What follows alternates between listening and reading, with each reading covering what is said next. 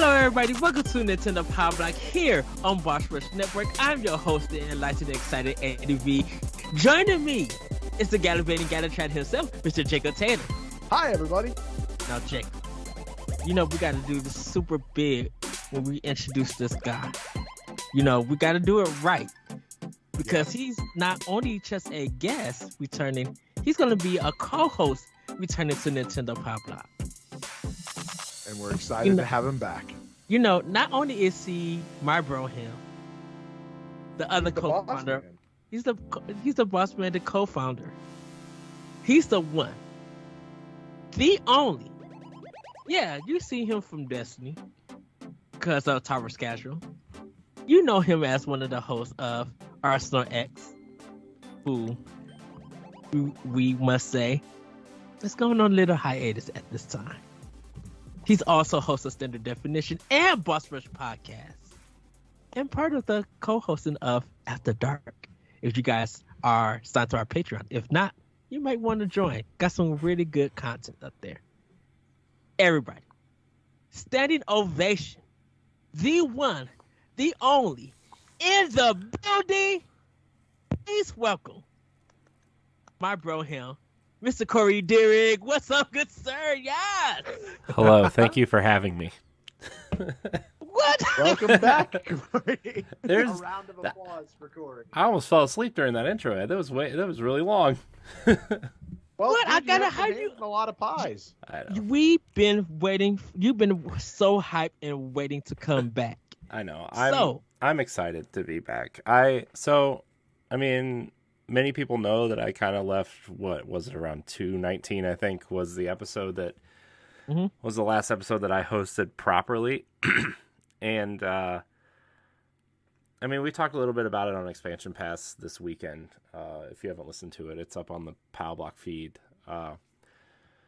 But the day that show ended, I felt like that was like my biggest regret out of everything that we've ever, like, I'm not saying like we've done everything perfect, right? Like, I think we've done a lot of great things, and you know, selfishly, I guess is what I'm saying, is like that was like my biggest regret and like one of the saddest decisions I've ever made, you know, because I felt like it was what was best for the team and Boss Rush moving forward, and we had a lot of moving parts and a lot of shows, and Arsenal X needed a host, right? And so I went to help Jesse build that back up, and you know, Stoy joined us over there and everything, and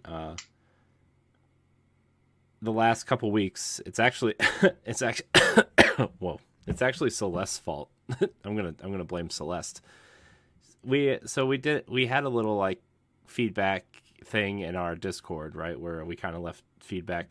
People had left feedback for us one way or another, and we were kind of chatting about that. And Celeste left a bunch of questions in the Discord, like, you know, why are you here? Why are you a part of Boss Rush? Do you enjoy, you know, those kinds of like simple questions, but like, they're supposed to be simple, right? And I read them, and I'm like, I don't know if I can really answer these questions, you know, like in a way that I feel positive about it. So I literally sat that night that she left those questions, and I was like, I kind of switched some of them around, like, what would make me happy, you know, selfishly, right? I mean, this is all kind of selfishly, and for better or for worse, whatever.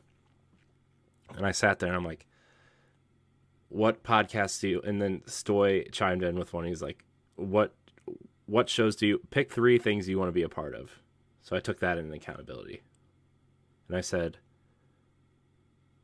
Nintendo Pow Block was the only thing that came out naturally, right? Like instantly. And so the last like 2 weeks, I mean, Ed knows, LaRon knows. I've been like scrambling to like reschedule everything so I could be back and on the show that I mean, Ed, we started 7 years ago at this point. Mm-hmm. Yeah. June 6th, I think, 2016. We started. Yeah, I think it was close to E3 or after E3. It was right. It was right before E3. Yeah, because we started talking about The Legend of Zelda: Breath of the Wild. Yeah, and that's all we talked about for 4 episodes. And I don't even think we knew it was called. Well, did we know it was called Breath of the Wild? No, that was when they revealed the name of Breath of the Wild. Was that Yeah. E3? Yeah. And I kind of watched some of those old episodes. They're really bad, but the heart is there. And if I was being truthful to myself, like my heart, like, so like Ed mentioned, Arsenal X is going on a little hiatus, because we want to have an Xbox team that can do, like, that really has the passion for Xbox the way that we all have passion for Nintendo, right? Yeah. And it just wouldn't, like, I felt like we were doing a good job, but in my heart, I felt like I was it was a half-baked podcast. You got to watch my mouth on the show. I'm sorry. And so I talked to Ed. I was like, Ed, I really want to come back to Pow Block. And, like, I don't want to, like, take over host again, right? Because, like, I mean, that era is over, right? I just want to be with you and Jacob and Dan and whoever else is on the show, talking about the things that brought us together and the things that we love the most. And that is these stupid devices right here, right? That brought us together and the things that we love. And I mean, I really, like, had a hard time with it, because I was like, I know it's not like our show anymore, but it's still our show, you know what I mean? And yeah, and Jacob is like, I have nothing but great things to say about Jacob, like, like, I never do, or I don't ever have anything bad to say about Jacob or Dan, really, I mean, I'm just like, I want to be back on the show. Do you think you guys have a spot for me? Like, I was, and I know absolutely not. Get off. This is the crazy thing, Jacob. I told Corey, I'm like, yes, come back. The seat is always open. Like, welcome back. I always tell Corey that whenever you want to come back, the door is there. Come back. Like, we will welcome you with open arms. I'm just one of those people who overthinks everything, and I'm like, well, what if I come back and, like, what if Jacob and Dan have, like, this weird thing? Not that they would, but, like, what if they have this weird thing of, like, oh, he's just gonna come back and steal the show again? I'm like, no, I don't want that. I just want to, and that's why I put it in the Facebook or in the Discord channel, right? Like, look, guys, I really sat down and had a heart to heart with myself. I want to come back, and then, here we are, and I'm back, and I'm excited. I'm really excited for the future of us as a unit, the Pow Block team, content, expansion pass, all that stuff, And I'm just really happy that I get to be back talking Nintendo. Are you happy to be Elite Block agent? I mean, I have a shirt designed for Elite Block agents. Yes. So, I mean, with episode 300 coming up, like, 300 episodes is a huge deal. Very huge deal. Yeah. And I'm just really excited to be back where I feel like mentally I belong.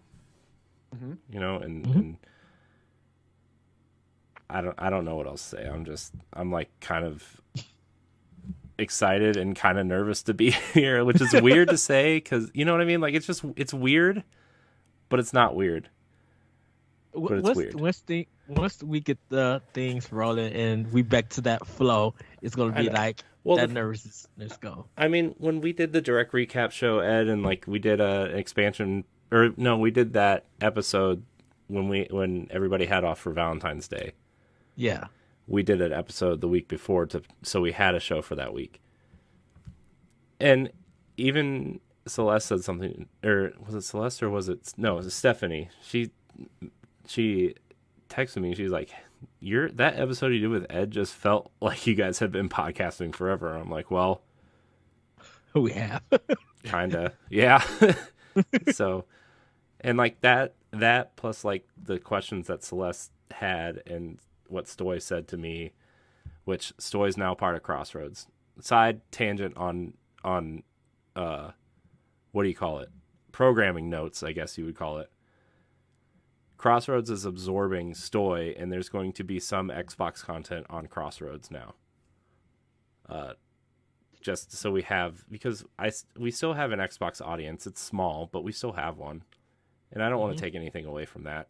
But at the same time, like, we'll bring Arsenal X back when we have an Xbox team that's super passionate. But for now, my focus is going to be on the Boss Rush podcast and this show and the supplemental shows that go along with them, and expanding into other content. So, all right. But I'm really happy to be here. Well, before we get into Snacktendo and everything else, Jacob, how was your weekend? My weekend was okay, I guess. I got sleep. I don't know if I mentioned this last time or not, but for the past like 2 to 3 weeks, I'd only been getting about 2 hours of sleep a night. No. And then this weekend on Saturday, I went to bed at like 11 on Friday, and then I woke up at noon. So that was really nice. Yeah, I had nothing to do, so I just woke up super late. I finished Witchwood, which I'll talk more about that in Playing with Power. Yep. But then other than that, not really a whole lot going on. I kind of cleaned, just did, light chores around the house, relaxed. It was a good weekend. How about yourself, Ed? For me, I dig more into some Horizon Forbidden West, like working on that. I did play some Nintendo stuff. I actually hooked up my Switch because I unhooked it so I could play some Series X and PlayStation games for a bit. But I did hook up my my Nintendo Switch. Besides like playing some of those games and everything, of course recording with Corey, talking about the future of Nintendo. I pretty much, at work, my store manager was gone for a week and a half, and so people got nervous to be like, "Well, you don't have a store manager. How are you guys gonna run the store?" We actually ran the store like real quick and real smooth. Like we didn't have no problems or anything. So that's because you're store manager material, Ed. I know, but it's like. It's kind of weird when you're put into the role of like you are literally over the store. Yeah, I'm over the store when I go at night and everything, but when you have to literally be over the store, that's like it's not pressure or anything, but that is a big deal because like if I ever get transferred to another thing, you'd be like, you are the store manager. I am prepared, hopefully, to run it and everything. And a lot of people a lot of associates who close with me, they love closing with me because I'm so easygoing. If they need to stay over to catch some stuff up, I'm willing to stay over and help and everything. So that's kind of been it. And then watching the Pokemon Presents, which we'll get into family news. I love all 3 starters. I really do. And I want to play through the whole game as Donald Duck. Dude, yeah, right? That duck looks like something straight out of the new DuckTales cartoon. Shout out to GeekBro27, Jack. We was in a writer's chat and he posted a picture of the fire Pokemon looking like Bobble from Bubble Bobble, and I lost it. Yep. That sounds about right. Like, yeah. It looks like one of those things. It does. I was just like, I can't. I'm like, first of all, who knows about Bubble Bobble? Because that is my game. I love Bubble Bobble. So when he posted the picture, I fell out laughing. I'm like, Jack just laughed, made my day. So shout out to you, GeekBro27. Everybody likes Jack, it turns out. Who knew? Yeah. He's a nice fellow. Yeah. But that's my weekend. Corey, how was your weekend? It was good. I actually got to play some games. So what do we do? Oh, my parents came over on Saturday to see the kids, and we just kind of hung out and did whatever. And then Sunday I got a haircut, what's left of my hair. And then I showed my nephew Destiny for the first time. Mm-hmm. And he is now a kindergarten, as we say. That's awesome. Yeah. And oh my gosh, dude. So what I liked about that was like I've never seen someone so excited. Like I've seen someone so excited for games, but I mean, like, I remember being that excited for my first quote unquote big kid game, which was GoldenEye, I think was my first like big kid game, and he's 9, he's like kind of at that age where he's almost too old to play little kid games, but he's too young to play the big kid games. And like the deal was that he could play Destiny if I would play with him. And so we kind of ran through the first mission. He downloaded the trial of the first one. And I told him just to go ahead and download the second one, like the trial for the second one, while we went through this first mission. And he chose a warlock, and like we just went through the first mission together, and he thought it was like the coolest game he's ever played. Which, I mean, at that point, when you live on Fortnite and Minecraft and like Roblox and whatever else the kids are playing these days, like, Destiny is totally different than all of those games. So yeah, but I have a question. Yeah. Why would you let him go down the wrong path? I told him, I was like, I would not pick a warlock. I would choose a Titan or a hunter. I'm a Titan. I feel like you would play better as a hunter. But he picked a warlock because he liked the robes and he liked the little orb that the warlock holds in the character screen. Fair enough. Yeah. And he made Titan is the only class. And like it was funny when we went upstairs and I was getting ready to leave, he was like screaming at the top of his lungs. He's like, "Mom, I'm a robot and I fighting aliens, and there was a big 4-armed alien, and I got a spaceship, and I got to go meet all these cool characters in this giant building, and we were in Russia. It was cool." I was like, oh my gosh. He like at the top of his lungs, man. Yeah. I was like, oh man, like I miss the days where I was like allowed to be that excited for games. You're always allowed to be that excited for games, man. I know, but I can't be that loud because somebody will wake up or someone will start crying or my wife will tell me to shut up. You know what I mean? Like, yeah, it's fine. Unless you're in the car and me and you are talking and we just get excited. It's true. But the announcements. I can yell in my car. So yep. That's like our new Monday routine is I call Ed on my way home and we just scream about video games. It's funny. Yes, that is true. I literally, Corey, because sometimes I'll be at work and Corey is like calling me and I'll sneak away into the back and literally for that time being, don't care who is calling me at work, I'm talking to Corey. Yeah. I'm like, this is our bonding time. Yeah. Right here. I like call Ed and he's at work. I'm like, what are you doing? He's like, Mom, I want to talk games. I'm like, you're working. What are you doing? Oh my goodness gracious. I'm going to get Ed fired. I'm in the back eating some Reese's Pieces or some kind of snack or some McDonald's or whatever, or drinking a pop, and Corey will call me. I'm like, I'm going to take my 15-minute break and we're going to talk till you get home. It's true. That is true. But everybody, before we get into Snacktendo, we kind of have a special announcement, and I'm going to hand this portion over to Galutrad. So, Jacob, go ahead and tell us what's up. Absolutely. So for those of you listening to the live show and for those of you listening to the recorded show, we're announcing a special giveaway for listeners of Pow Block Podcast. When the show goes live on Wednesday, March 2nd, there will be a pinned tweet on the Boss Rush Network Twitter account. We're going to have you comment a secret code to earn an entry into a giveaway for Kirby and the Forgotten Land. Be sure to continue listening to this episode to find out what this week's code is, and listen to the next 2 episodes as well for extra entries into the giveaway. Yes. So everybody, be ready. Be ready. It's gonna be a mouthful mode. Oh God, no. I hate that mode so much. No.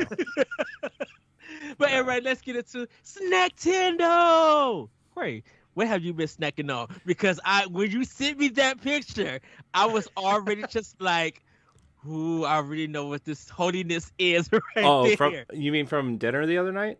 Yeah. Oh, dude. So the only burrito place I will go now is Casa del Rio Express. It's this little place down the road from my house. It's just like, I've been so disappointed in Chipotle for so long. And every time we decide to go to Chipotle, it's always disappointing. So we go to Casa del Rio, and it's way better. So I got a burrito. Got that chorizo chicken. Got those grilled onions and jalapenos. Got that pico. Got that Mexican rice. Got that habanero salsa. Got 3 different kinds of cheeses on there. You roll it up, it gives you a big fat burrito. And let me tell you, these things get bigger every week. Oh, this one was. I didn't see how it looked, but when I seen the picture with the burrito on the plate, I was just like, "Ooh, that's a fatty." That picture I sent you, that's on a 12-inch plate. That's insane. And it hangs off both ends, and it's fat. Yeah. Okay, you're gonna have to send this to me after the show, because now I'm just like, what am I missing in my life? Because I will absolutely devour a burrito. I'm gonna put it in the Snacktendo part of the Discord. Excellent. Y'all be sure to join the Boss Rush Discord if you aren't already. Yes. Oh, that reminds me, I need to reset up our Twitch channel so I can put the Discord, the QR code on the thing. Yes. Yeah. I'll do that. Oh, dude. So Corey's eating a fatty burrito. Dude, it was so good. I gotta tell you, dude, like the way that like everything kind of mixes together, because they don't, you know how Chipotle just like kind of throws everything on top and then they roll the burrito and then they send it out? No, they actually take the time to mix the stuff together. So you're not just getting a big bite of cheese or a big bite of rice or a big bite of whatever else. Oh, dude, I always ask for extra salsa so my mouth is on fire after every bite. It's so good. It's Jacob. It's on our list when I come visit Corey to go. Just like whenever hoping to touch down soon. I gotta find out when I'll be able to touch down. But it is a place that we are going to go because I have to taste one of their burritos. Like I said, he sent me that. I was just like, that's a fatty, and I literally told him my mouth is watering. I mean, it's just in the foil. I'm seeing this on our Discord on our Snacktendo channel right now, and I can confirm, like there is a soda pop root beer glass bottle in the picture as well, and it's like 3 times the size of that. Yeah. So yeah, it's a massive burrito. It's so big, dude. It's so good. God. Oh, but that's my snack of the week, man. Every time my wife asks me where I want to eat dinner, because Saturday is like our day where we're like, oh, we're going to order in, we're going to get something good. And she always asks me what I want. And the first thing out of my mouth every weekend is Casa del Rio. But I know I can't say that every weekend because she likes it, right? But like I crave it. I just crave it. Yeah. So I have to like play the game. And sometimes I don't get it. Sometimes I lose. But the days that I win, are beautiful. Excellent. Anyways, Jacob, what have you been snacking on? Yeah, so for my Snacktendo, today I had a slice of triple chocolate cake, which was a chocolate cake base and then chocolate fudge icing like in between the layers and on top, and then sprinkled chocolate pieces on top. It was somebody at work's birthday. I don't even know who, to be honest with you. I just enjoyed the cake. And then I'm not sponsored, but because I love them so much and their products so much, I did pick up 2 new flavors of G Fuel this week. So I picked up Orange Cranthony, which is an orange and cranberry flavored G Fuel. And it's very, very good, man. I like orange flavor a lot, but it has to be cut by something. I can't just drink like straight orange unless it's orange juice. And so this cranberry, kind of the tartness of the cranberry cuts through the sweetness of and citrusy flavor of the orange. And it's really, really refreshing. It sounds like it's a smooth like taste to it. It is. It's a very, very smooth taste for sure. And then I also picked up Love Bug. It's their Valentine's Day flavor. It's supposed to be tart candy flavor, but I actually haven't cracked into this one because I've been so obsessed with Orange Cranthony. So yeah, drinking a lot of that. Currently drinking it on the show. Again, not sponsored, but hope to be. Why isn't this man sponsored by G Fuel yet? It's all good. Look, it's all good. I tried. I have a friend that works for Rogue Energy. I know that's not the same. I'm trying. Yeah. I'm doing what I can. Let's... It's okay. You're good. But yeah, I do. I snack on G Fuel 24/7, according to Aaron in the chat, and it's true. I do. I love. Look, Aaron just snacks on Pokemon. Okay, that's. Let's be real here. Well, before I get to my snacks, though, shout out to Celeste for her 1-Up chocolates that she posted in the Discord chat, and yeah, you guys should join us on Discord and post your snack tendos. We really love to see. Shout out to Shane. Oh, sorry. We interviewed 1-Up chocolates on 1v1. You can check that out on Pokémon Presents. It's good. It's a good episode. She seems very sweet and passionate about making these chocolates. It's very good. Yeah. We have Joasis. She had a Hello Fresh meal and some leftover chicken. Really nice. Shane, who was like the snack master. Yeah, Shane, come on. Save some for the rest of us. He had a Spanish zucchini boat that looks delicious. He did noodles, which was homemade as sushi. Like it kind of looked like a ramen bowl that I believe that he made. So shout out to him with that. J Mart, he did Southwest Carnia asada with fries, which kind of had like steak fries. And then we kind of had a discussion about quiche. Is it quiche? Is it quiche or quiche? It's quiche. Quiche. I don't know why I say quiche. Quiche. Shane had one of those, and he posted a picture, and I've never had it. And then just seeing that fat burrito, that fatty. But for me, funny that you mentioned a triple chocolate cake, Jacob, because I had one Friday from my favorite family restaurant, and that mug was good. So it's a place called Full Moon that I love going to. I always get their cheeseburger deluxe every time I go there, or they stir fry vegetables. And on Fridays they do clam chowder, best, bomb big. And they was the lady was just like, would you like some cake? I'm like, what kind you guys have? And she's just like, we have this one, triple chocolate cake. Give me the triple chocolate cake. And she's just like, thank you. Because I think they get something off of it. And it was delicious. I think when I go back in, I'm going to ask her, you got some more of that cake? But literally everybody, my actual snack today for this week is that Rolos came out with a new flavor. They have dark chocolate sea salt caramel, and it's a Hershey brand. So if you know Hershey's taste of dark chocolate, you'll get that. And they sea salt caramel was really good. It really melts. It's something that you're just not supposed to bite and like chew. It's something that you're supposed to just let it melt together, and it's so good. I was just like, oh, I know Hershey's dark chocolate. They kind of got the best flavor about dark chocolate. And it was just so good. It's not a Valentine's thing or anything. It's just like literally one of their new flavors that they're doing. Because Rolos have been out for years.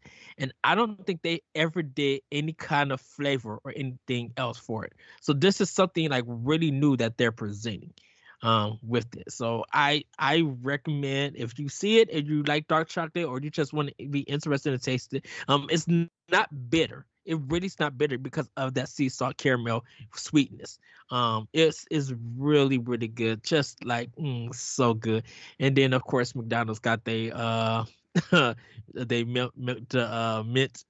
milkshakes out. Shamrock shakes, yeah. So I kind of had one or two of those. I had one for lunch. Yeah, because what happened was I had one for lunch before I got into work, and then the associate she seen me drink it, so she DoorDashed two of them, both of them largest, and she gave me one of them. So I was just like, oh, my stomach is going to get me for this one. But it was so good. It really was good. Have y'all heard this air, land, and sea combo that's going around for McDonald's? Yeah. Oh my god, that It's like sounds so disgusting. What it's like a Big Mac, but like the bottom layer is fish, the middle is beef, and the top is chicken, right? And like yes, that's too much. It's way too much. The middle layer being fish is the worst part about it. Yeah. To be honest with you, that's like chicken and beef. I'm okay with that. I can handle that. The fish in the middle is the part that makes me go. Bleh. Right. Did I talk about the Long John Silver's I had? Long John Silver's? Week, I think you did. Okay. Yeah. Yeah, it was really good. I think now because they were KFC, which I didn't know. They've been with them for a while. I guess they have, but normally with the KFC's combos and stuff, they normally have been like KFC and Pizza Hut, and I guess it's just like certain cities. Because Long John Silver used to be their own place. I didn't know they had teamed up with KFC, but I mean, not to get into like all this extra stuff, but Pizza Hut, Taco Bell, Long John Silver's, and KFC are all owned by Pepsi. Yeah. Okay. That's why they get all the cool flavors in Mountain Dew. Yes. That grape Mountain Dew is the bomb big. I think it's Mountain Dew Dark, and it's a nice grape flavor. So good. But everybody, that has been Snacktendo. We're going to get into Family News. Take it away, Corey. And everybody, shout out to Dan Murphy. He wasn't able to make it this week. He is on assignment right now, but he will be back next week. On Corey, assignment. But Corey, you have Family News, so go ahead. Take it away. Okay, so, guys, Family News. Our first headline. So, I know how you guys have been doing it, but I know like something we talked about was like maybe do like 2 or 3 huge stories and then the rest of it just kind of like fly through. Have you guys been doing that still or not? No, we've just been getting the news and having our discussions. So I did it the way we were doing it on Arsenal X, where we have like headlines and then we have like a section called the wrap up where we would just fly through some lesser stories. And then if anybody had anything let's do it. So I have 3 headlines here. Well, 2. It's like 1A and 1B and then 2.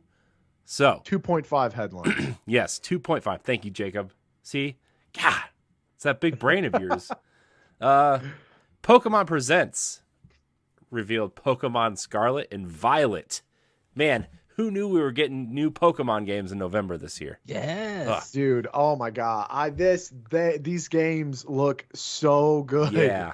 I'm so excited. I'm like really excited for these for some reason. This past weekend, the Pokemon Company delivered a surprising Pokemon Presents presentation revealing 2 new mainline games entitled Pokemon Scarlet and Pokemon Violet. These new games were revealed as gorgeous open world games. What that actually means, we don't know yet, but it may just finally be the game fans were hoping Sword and Shield could have been.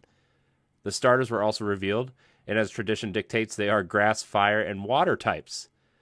Sprigatito is a capricious, attention-seeking grass cat Pokemon. Fuecoco, a laid-back fire croc Pokemon that does things at its own pace, and Quaxley, an earnest and tidy duckling Pokemon. What do we think about the starters, and what are our thoughts on Pokemon Scarlet and Violet overall? Jacob, I'm going your way first. Oh, go. God. No, Ed, you can go first, Ed. Go first. No, go ahead, Jacob. Okay, go ahead. So listen, this is the first time that I've ever not known which starter that I want to pick. Okay. Like right away. Every other time I've seen all 3 of them and I'm like, that's the one. That's the one that I want. And it's usually the fire type one. There's a couple, there've been 2 generations where I didn't choose the fire one. But this time I was like, they're all perfect. They're wonderful. I love them. There's such great, like, weird weird fan relation arts to them where it's like people are relating Quaxley to Donald Duck. Yeah. They're relating, more importantly, they're relating Quaxley to Donald Duck with Torchic being the red bird from the Three Caballeros and Rowlet being the green bird. I forget their names. So like we have the Three Caballeros in Pokemon. People are the cat. Everyone is so like, I think every single Pokemon fan in the entire community is like, just please don't make them anthropomorphic animals in their final evolution. Please don't ruin it. Which has led to like, I've seen great photoshops of like all three of their little baby heads on Incineroar's body, which is like the worst of that. Oh man. This is so cool. And the only thing that I can say for like the open world aspect of it that they kind of announced was I really, really hope that if it's a true return to form for generations and it like the generations of Pokemon game and we have our 8 gyms and we have the Champion League and all that, I really truly hope that they will use a scaling system that just goes like, all right, you have 2 badges, all the Pokemon that you find are going to be around this level or under, right? And that you, the player, can decide what gym you go to first. Because if they take anything from Breath of the Wild, it's that when they release us into this world after we get our first Pokemon, they need to just say, go nuts. Like, we're not going to guide you. Just do stuff. Like kind of have some linearity. Because like with Breath of the Wild, there was some linearity, but you could deny it and go anywhere. Whatever you want to do. There was like a, hey, you should probably go check this out, but you don't have to if you don't like, you can get back to it later if you want, and they need to do that. And I really truly hope, like, it seemed like from the trailer that they're keeping the Legend Arceus style where like you battle the Pokemon, but you could also just throw the ball while you're running around. Like that needs to stay so badly. That needs to stay. This definitely looks like a mix of all 3 types of Pokemon that we've seen come to Switch at this point. Yes. Which is exciting to me personally. It's incredibly exciting. Oh my goodness. I really cannot express how excited I am. However, my one complaint is that I pray that I can change the outfit of my character, because both of those characters are looking like they woke up on the wrong side of the fashion bed. You don't like them? You don't like them cargo shorts? Them like Explorer cargo shorts? Oh my god! It's like I personally like, you know, go for it. Wear the hot pants. That's cool, but at least make them fashionable.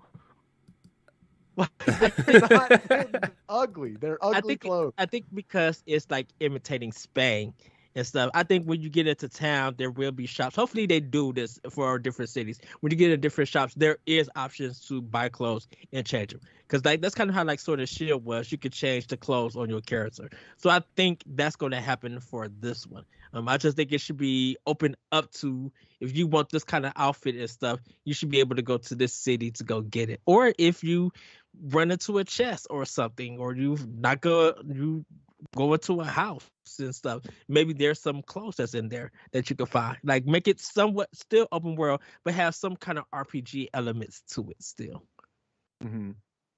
You know, I didn't have a problem with the outfit. I really thought when I seen the trailer, before Corey even texted me, when I seen the trailer, I first thought like, okay, this is really cool, really spooky. And at first it leaded up to Detective Pikachu 2. Yes. But it was something when he got to the door and one side was blue and one side was pink. I was just like, okay, something is showing 2 different versions of something. So I thought just like he's going to go in and bam, oh, Detective Pikachu. But then it got into Violet and Scarlet. And I'm like, oh, wow. And then they showed the starters. I'm like, I need all of these. Everybody already want the plush. Like they're waiting. Yeah. they were just like, once the Pokemon Company released these as plushies, people are probably gonna buy all three. The Game Freak and Pokemon Company about to make some buku bucks from this, you know. And of course, we're gonna have more directs throughout the year, and they're gonna probably show off new Pokemon. But wait till the fan art come out. The fan art is going to be bunkers. Man, the fan art's already coming, man. It's crazy. It is crazy. It's just like I didn't expect it to be that quick, and everything. I know Sprigatito. Sprigatito. Yeah, like that. Yeah, that's probably not correct, but that's how I say it every time. I'm calling him a Spriggy. So Spriggy, of course, grass. I'm always grass. Cat type. This is what picture in my head. You remember He-Man and that scared little cat that was with him, but when he powered up, he turned into like that big tiger. That's what I think he's gonna look like. But then I also thought, I'm just like, what if he looked like a Thundercat from the cartoon Thundercats? I'm just like, I'm interested to see what they're gonna do for his evolution. I as cool as that would be, I really hope that poor little baby Sprigatito does not become anthropomorphic. He needs to stay on all four paws. Yeah, I saw that tweet going around. It was like, please let the cat stay on all fours or something. Yes. It was like hashtag all fours or something. There was one that they put tape over the paws, and there was like, Game Freak, paws stay on the ground. That's where they belong. Mm-hmm. Which I think he pretty is, because normally when they do grass types, if they start on all fours, they normally keep them on all fours. There's only about maybe one Pokemon, maybe one or two grass type starters that's actually have been standing up. But that's because of their design. Yeah, and they start like Snivy. Well, weirdly, Snivy goes from having 2 legs to having no legs. So that's like the opposite. But yes, there have been very few that like didn't stand up from the get-go for grass types that did later on. Yeah. And so I'm actually excited for this. I already know that if I had to go out, it would be the duck. It would be Quaxley. I got to get all of these names together. So I always pick the fire Pokemon. Always. Always. But man, I want to pick Quaxley so bad. To pick Quaxley. I know. Let your heart be your guiding key. I know. And so, like, I've been playing a little bit of Pokemon Arceus, and it's just like, it's kind of like this. I mean, it's kind of what I want, but not really what I want from a Pokemon game. It's still fun, like, I'm still enjoying my time with it. But, like, this looks like finally we're getting, like, a new school Pokemon game that has, like, an old school feel, but feels like it's finally evolved, no pun intended. Yeah. Like, it looks that way, and I'm like, I hope that this is exactly what people want, because then I will be extra excited. I do too, man. I do too. The crazy thing about this, it's another $120 that I'm spending because I'm buying both.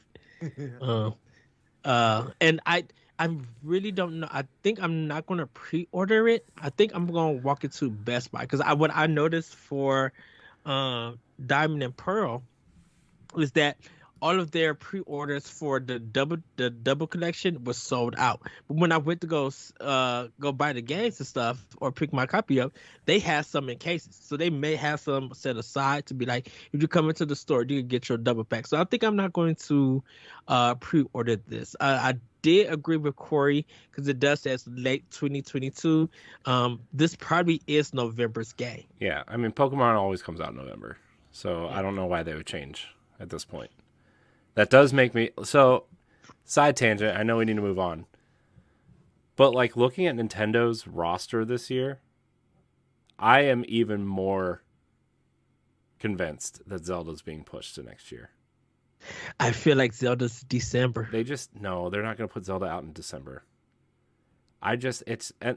it's just like, man, they have so much. They're bookending the year with 2 Pokemon games, right?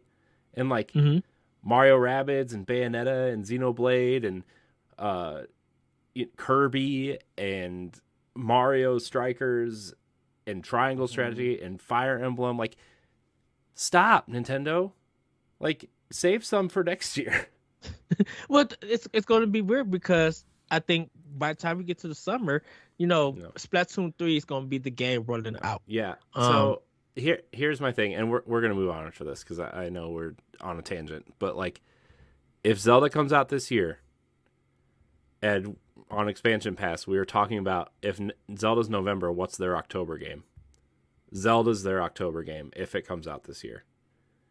Because we put Bayonetta 3 in August, Xenoblade September, Zelda would be October, and Pokemon would be November. Unless they put Bayonetta in December and put Mario Rabbids in August. And I switched it where I feel like Xenoblade is September, Bayonetta is August. Now that we know Pokemon is November, December will probably be a huge thing with Breath of the Wild 2 because it feels like I will say this, depending on what Microsoft does, and the reason why I bring up Nintendo's Microsoft, worried about what anybody else does. Oh, I know that, but we didn't like last year. We didn't know what was going to happen because Brain Age Academy and Advance Wars were the 2 leading games in December. So everything else got. I mean, my only thought in October is putting Bayonetta in October is like it's such a niche game. Right. I mean, it's not anymore, but I mean, it still is compared to all these other games and everything else that's coming out this year for other platforms that October is like, I feel like you're going to miss with Bayonetta in October this year. That's my only thing. Well, so Aaron in the chat pointed out that October makes sense because it's witches and Halloween. I know, so... I get that, but they didn't do that for Bayonetta 2. Bayonetta 2 came out in September. Yeah. And I'm just like, man, Nintendo's not that smart. But September is just 1 month away. I know. But, I mean, and did you drop 2 of the biggest RPGs back to back in the 2 months time? Like, I mean, yeah, I don't know. This can all be a discussion for Expansion Pass in the future episode. I'm just gonna lead off that because I'm hyped thinking about this. That's why I'm bringing it up. I'm hyped thinking about what they could do. I'm so excited and poor thinking about all the games that are coming out this year.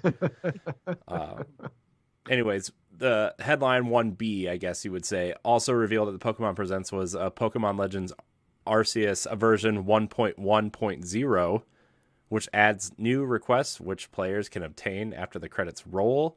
Eternal Battle Reverie? Did I say that right? Reverie? I think. New training ground battles and a new photography studio and much, much more. So it sounds like Pokemon Legends is getting a pretty significant update. So anybody excited for that? Jacob, I know you've played it on stream for a while. Yeah, I beat Pokemon Legends Arceus, and I logged in to claim if you do mystery gift code Arceus Adventure, you get 30 of each of the best balls in that game. So I did that and saw the quests and was kind of like, because I'm working on it and I'm sure I'll get to it right away. But like that. The fact that they're releasing Gen 9 this year tells me that like Arceus is either not going to have much DLC at all, or it's going to be not until next year to like breathe life back into Arceus.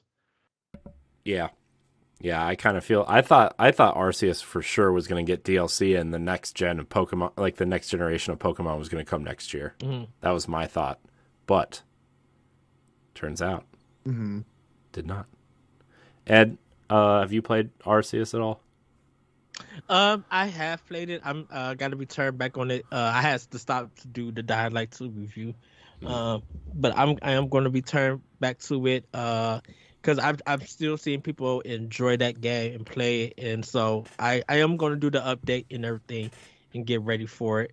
I just got to return back to what it is though. I just put it to the side. I will say that I think we probably will get some DLC. We'll probably have to wait for the next Pokemon Direct, or unless it's E3 Nintendo Direct, because now the Pokemon Company controls their announcements and their content, not so much Nintendo anymore. So I'll be excited to see that we may see some DLC come to it, but it depends on. It kind of depends on when they decide to do it, because I think once the marketing stuff start rolling for Scarlett and Violet, I think Arceus is going to be put to the wayside, and they're going to be focusing more on that. Yeah. By the way, it's Reverie. See, man, good thing there's smart people in our chat. We just speak. Yeah. Yep. So, this was incorrectly too. Pokemon Legends Arceus was an impulse buy because I watched Galutrad stream it. You jerk. Well, I'm just kidding. It was a good impulse buy. It was. You'll get into it. You'll get into it. Yeah, I know. I just have a lot of other things on my plate right now. All right. Headline number 2. Nintendo has officially pulled Super Smash Bros. From EVO. As many have suspected since Sony's purchase of EVO from its controversial owner last summer to spruce up their esports initiative, Nintendo has officially withdrawn from the FGC's flagship tournament. Nintendo has been playing with the idea for a while, even partnering with Panda Global to hold their own tournaments with Splatoon 2, ARMS, and more. Now that it is owned by longtime rival, it makes sense that they would do so at this point. Nintendo has always marched to the beat of their own drum, and now it seems they will be aiming to once more with Smash. Ed, you texted me straight up and said you had a lot of thoughts on this, so I'm going to go your way first. What are your angering thoughts? Because that's the vibe I got from your text message. No, I haven't seen no outcry that this is happening. I think people who, if they say something or they yell about it, it's just like, have you not paid attention to the news? You just mentioned it, Corey, that they're teaming up with Panda to do their own tournaments. So it doesn't make sense of doing that tournament and then doing it with EVO. They've been streaming them too. I don't know if you watched any of their Splatoon streams on YouTube, but it's pretty entertaining. I mean, it's like very kid friendly, and I think some of it is actually on Disney XD, or it was at some point. So like they're really aiming for like a kid friendly type watchable tournament, which makes sense, right? It's Nintendo. Yeah, and they already controlled their content for Smash to allow EVO to do it, and I think once Sony brought them, Nintendo was just like, okay, we could pull it, because if you think about it, a lot of the games that they have at EVO is going to be on Sony's console. Smash would have been the only one outside of it, and maybe Killer Instinct, because I don't even think Microsoft is participating with it. I don't even think they have Killer Instinct with it. No, with but I mean, anymore. we talked about that on a recent episode of Arsenal X, where Microsoft seems to be in some sort of discussion with Bandai Namco to do a Killer Instinct. So too, yeah, kind of, yeah. So I think Nintendo did the right thing because they got other plans for it. So it's not, to me personally, it's not a big loss. It shouldn't be a loss to the Smash community or to the viewers. EVO got some really great fighting games that people should look in. Maybe if it's interesting and they want to learn it, they could go and learn the games that they have. They got some really strong fighters. So I don't see what the upset is with it. Nintendo said what they were going to do with it. It's been done. There's no need for Smash Brothers to be at EVO anymore, because Nintendo has a plan for this. And I know they said maybe down the line we would get Smash back, but the only way that's probably gonna happen is Sony's not attached to it anymore.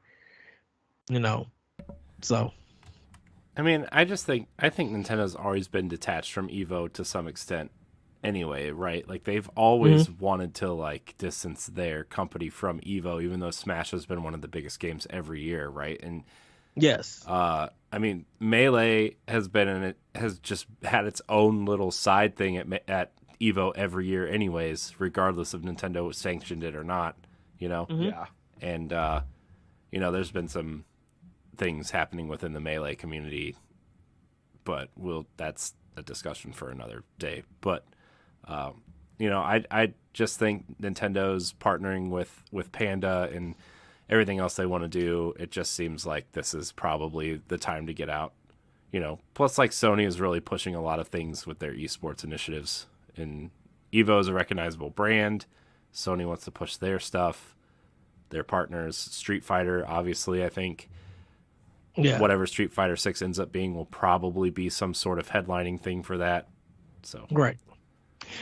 The only thing I could predict, and then I'll give it to you, Jacob, if Sony is in good graces with Nintendo, I'm just going to use this for example, and Smashes, the next Smash, wherever Switch Pro or whatever is announced, and Sony goes to Nintendo to be like, how do we market your game at EVO, or what things you want to do? If Nintendo is willing to talk, because if they're willing to work with Microsoft, they should be willing enough to work with Sony. If they can get something done, I'm just saying, hypothetical. If they were able to come to some kind of agreement for Nintendo and Sony to show their Smash at EVO that year, I think it would be a big win for EVO and the players, not just Sony and Nintendo. But we don't know how that's going to look like in the future. So. Yeah. I mean, I can just be real brief about this. This was very expected. Because Nintendo partnered with Panda, it just made sense for them not to participate in EVO anymore, whether or not Sony owned it. I do think that they could come back to EVO if the things with Panda don't really work out for them the way they want. But this overall is just the move. It's just a business decision, and it's going to stay that way. And I'm looking forward to what Panda can bring to the table. I think it just gives us, similar to how, like, gamers benefit from there being 3 different systems to play on, right? We get exclusives, we get deals, we get things like that. The fighting game community can benefit from having 2 major tournaments happening instead of just one EVO. Because, like, as far as I'm aware, and I'm not big in the fighting game community, but as far as I'm aware, EVO was the only tournament that was, like, the big one that everyone knew about.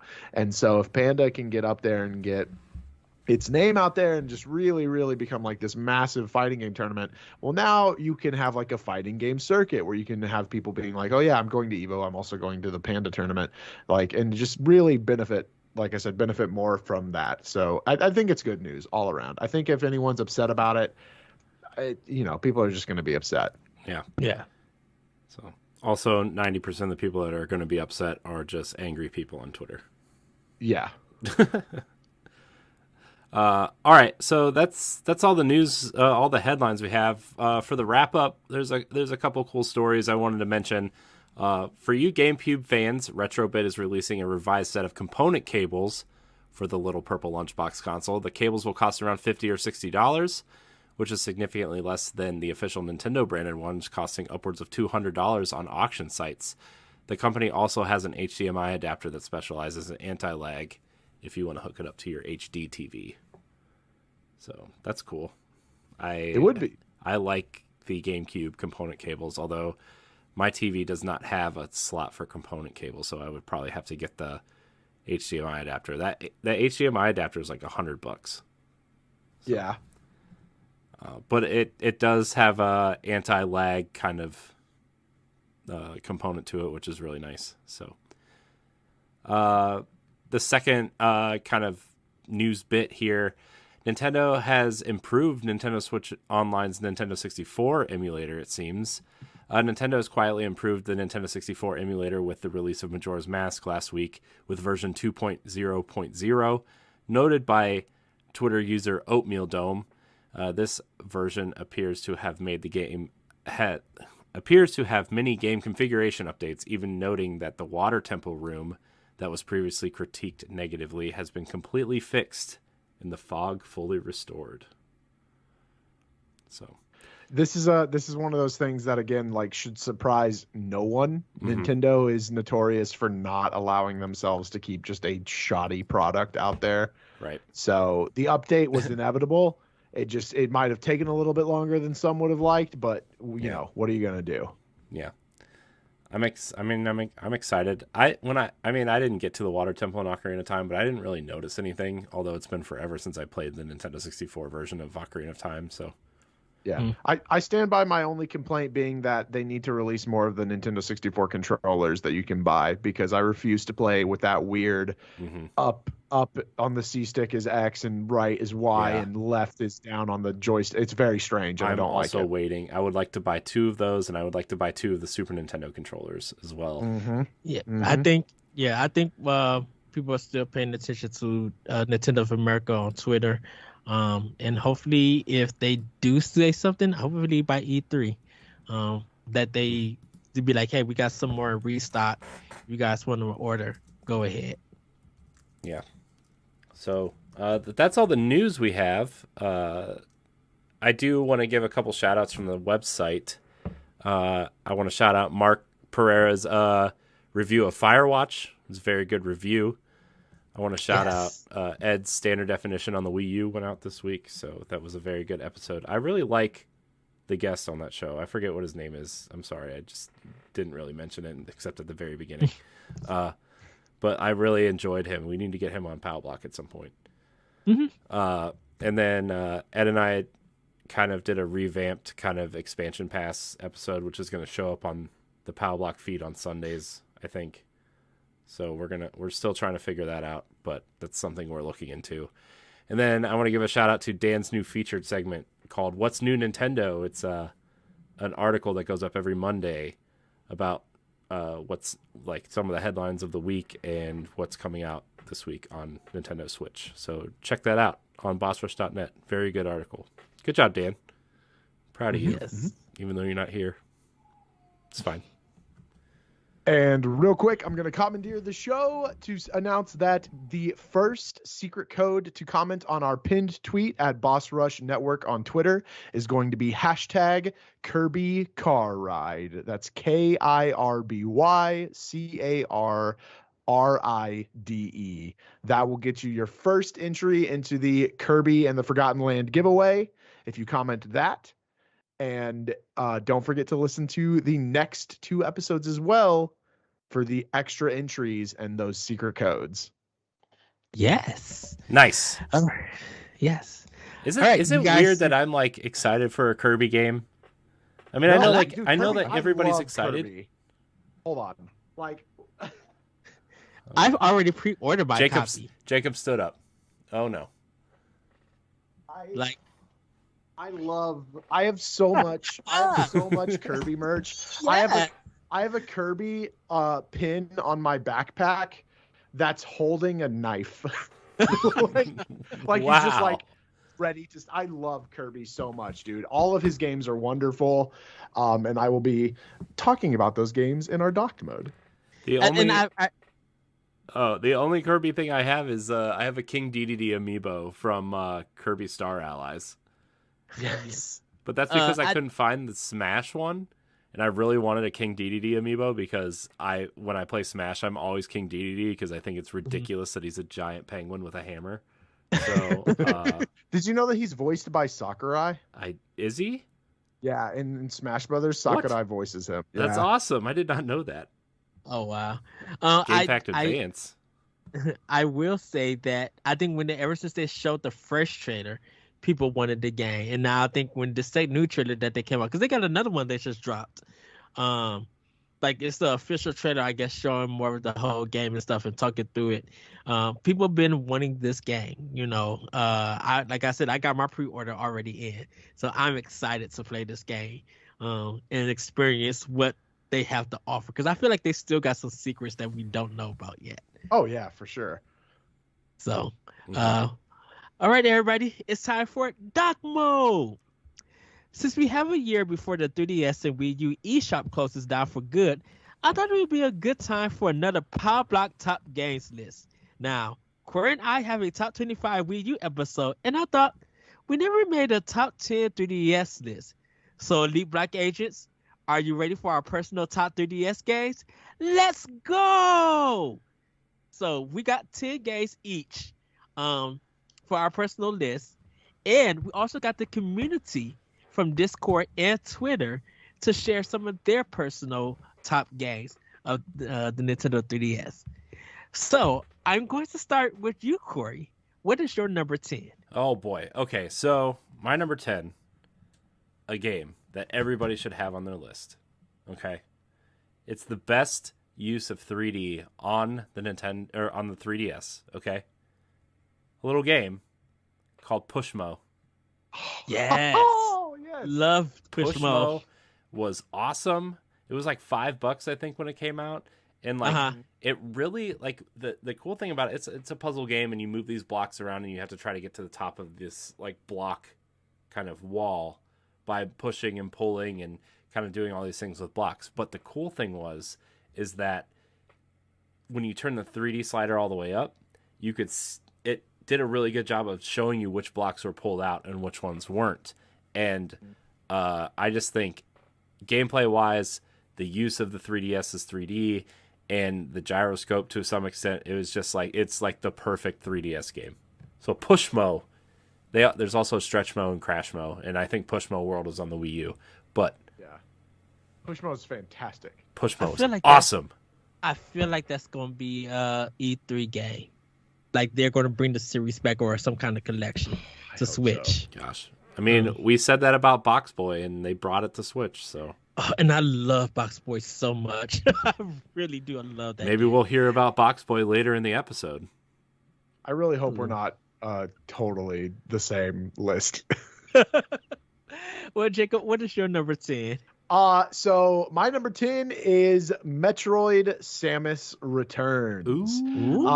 I do think that if you're wanting to get into the Metroid series and you want to play the whole thing, this is absolutely the best way to play the second Metroid game. Yes. Do not play the Game Boy game. Yes. It's very, very different and awful, but good for its time. But I put this one at number 10 because, so I was mentioning this to Ed before the show, but this is like the easiest but also the hardest list I've ever had to make because there are so many games that I would recommend as like, well, you have to have this, you have to have that. That one's a must buy. Oh, you got to have that one if you have that one. So, and like, it was just, I filled up my top 10 slots so quickly. And then I was just like, I don't know.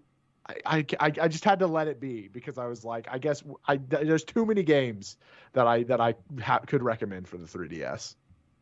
Yes. All right. So before I get into my number 10, I want to say this, everybody. I didn't pick no Nintendo games at all. You're the worst. And the reason being is no. Here's Ed's. When you tell Ed to make his top 10 list, he makes sure he picks games that aren't like they're not even real games, and he makes sure to goes through everybody else's list, and he doesn't pick any games on anybody else's list because he wants to be different. That's appreciated, Ed. No, that's appreciated. No, your list is fake. Well, this is real. So I didn't pick no Nintendo games, no Nintendo published games neither. Like if a different developer did it, like Level 5 and Nintendo published it, I didn't pick none of those. So my number 10 is Zeo Drifter. And this is a kind of indie game. It's also on Switch and Wii U and other platforms. It was a game that Brian from IGN, he did the music for it. But it's kind of the short Metroid game where you just like you're in space, you fight all of these monsters, and you get like you get powerful. And when you beat the monsters, you get a new power. It's for the people who did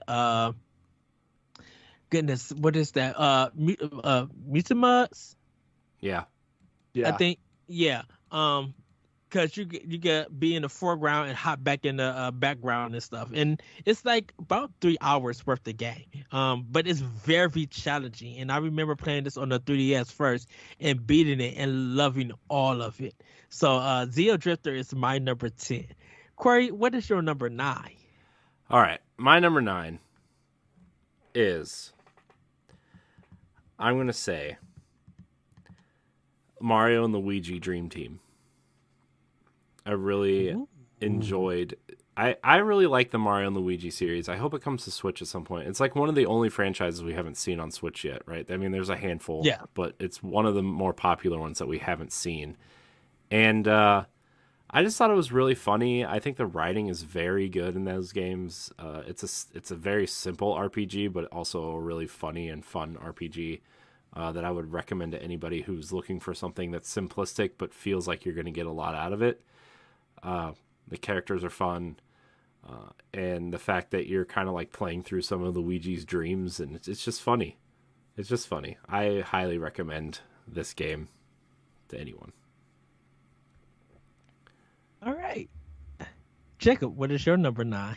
Yeah, so before I do my number 9, I wanted to give a shout out to Ed. You asked a question on Twitter of the people following you on Twitter, what their top 10s are. And so I'm going to kind of go down those lists.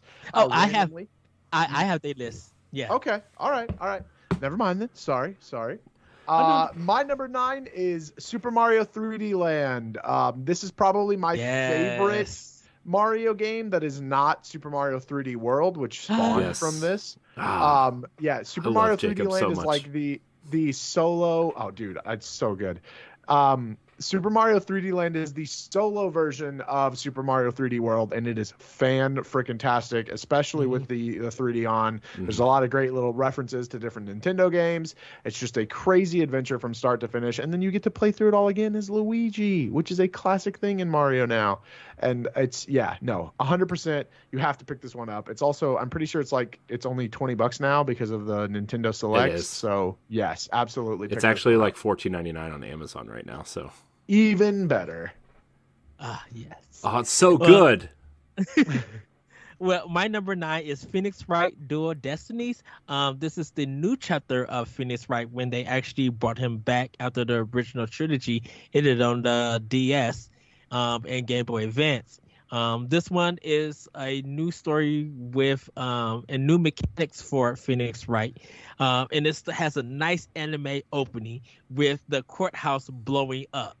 And they're trying to figure out who blew up, because they think it's this little girl who looks like a sunflower and everything. And of course, it's great writing, funny names, very intense court cases, and it's so good. Just like it's the first time that it's been like had this anime intro to it.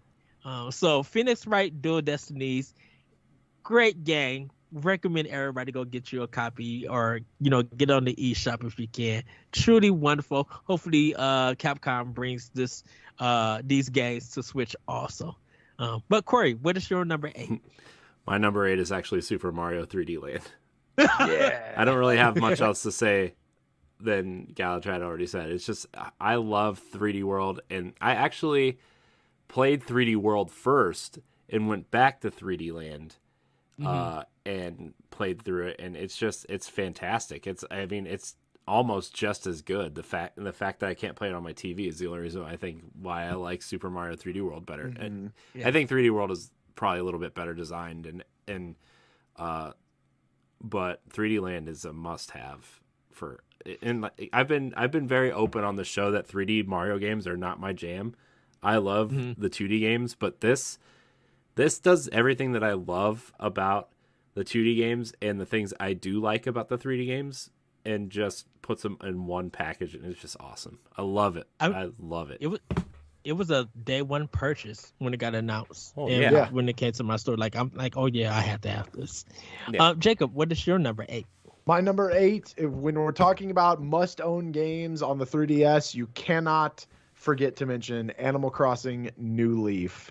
Probably the most highest rated Animal Crossing game in the entire series. I think New Horizons only beats it out because the Switch is just such a powerhouse right now.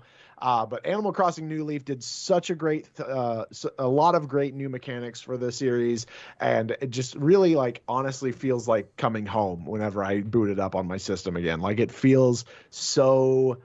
There are some things in New Horizons that are left out from New Leaf, and I wish so badly that they were not, because that game still had a lot of the great Animal Crossing character without but without having the like customization that New Horizons offers. So I wish that they would mesh both of those up. And I think the cards came out with it too, right? The Animal Crossing cards. Yep. Yeah. Them cards was beautiful. I really love those cards. We sold out quickly for them. Well, everybody, my number 8 is called Coda Princess, and this is a 2D kind of fighter. Well, up to like four, I think up to 4 players you can. If you think of some of the treasure games with their beat 'em ups, this is kind of how it plays. A little bit like Final Fight and Golden Axe and stuff. And it's like an RPG, so you do level up. It's really fun. The problem with this version though is that it did have a lot of slowdown. But it's really a fun game. I truly love Coda Princess. So that's my number 8. Did you get the Switch version, Ed? Not yet. I need to get it though. Yeah, there's a DX version on Switch if anybody doesn't want to bust out their 3DS. So that's by Nippon Ichi Software, right? I think so. Atlas did it. Atlas published it. Atlas published it. They from published it in the 3DS. West. Yeah. Studio Saizenzen had did it for it. I'll have to check it out. Yeah, because Nicholas published the Nintendo Switch version for it. So, womp womp. Yeah. So Coda Princess is definitely a great game. Corey, what is your number 7? My number 7 is Box Boy, the cute little puzzle platformer that everybody should buy. It is $5.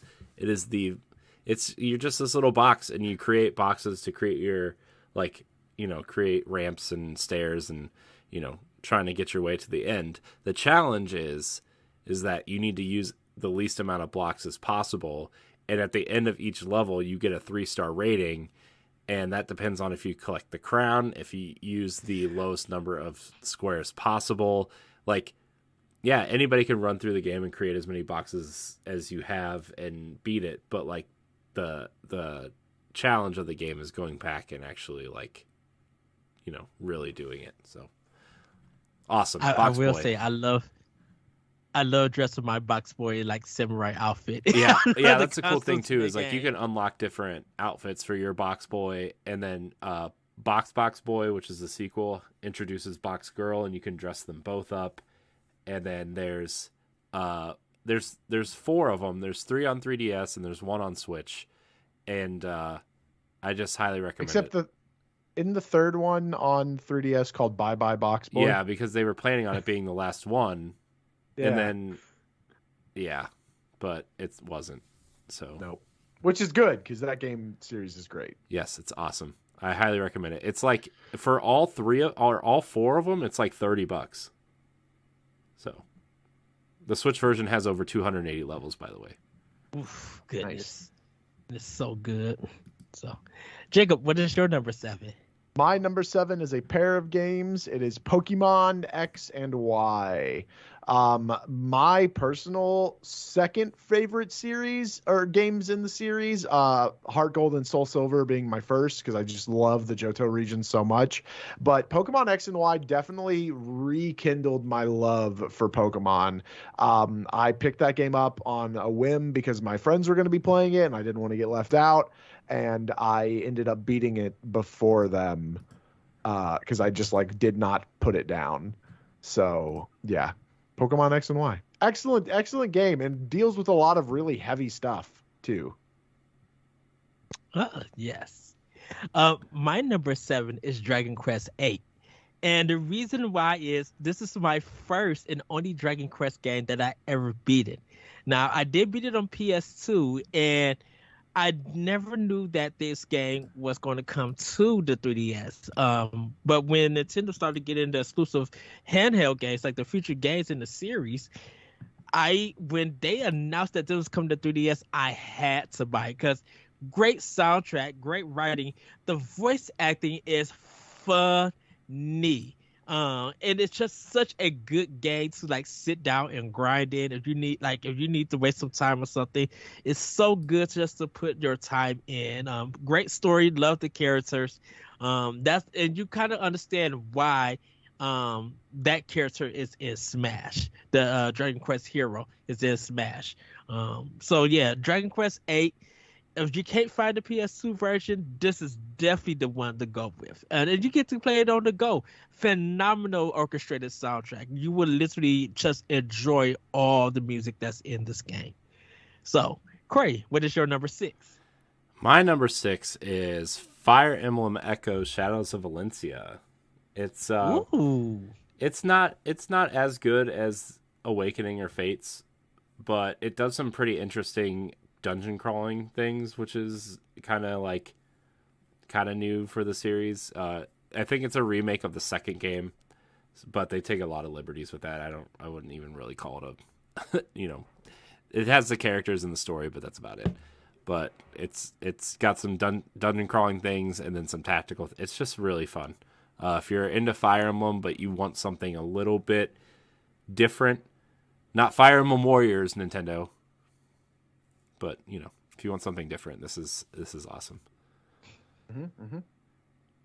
All right, Jacob, what is your number 6? My number 6 is actually Box Boy, the entire Box Boy series. Just to piggyback on what Corey said from earlier, the only other indie game that has received an amiibo, I believe, is Shovel Knight.